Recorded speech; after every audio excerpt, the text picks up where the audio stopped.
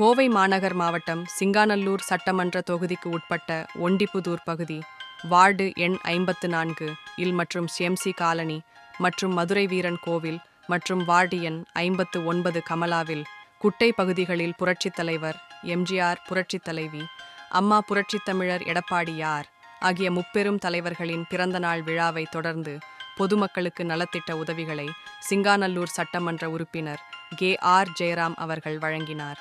நிகழ்ச்சியில் பகுதி கழக செயலாளர் சுப மணிகண்டன், வட்டக்கழக செயலாளர் சண்முக சுந்தரம், செல்வராஜ், சதீஷ்குமார், திருநாவுக்கரசு, வடிவேல், சுதாகர், சதீஷ்குமார், வடிவுக்கரசி மற்றும் முன்னாள் கவுன்சிலர்கள் கைத்தறி, முத்துசாமி, சிங்கை பாலன், கே.என். ஜெயகோபால், இளங்கோ, சன் தங்கவேல், மகளிர் அணி பானுமதி, ஜானகி, பிரேமலதா, உமா மற்றும் கழக நிர்வாகிகள் கலந்து கொண்டனர்.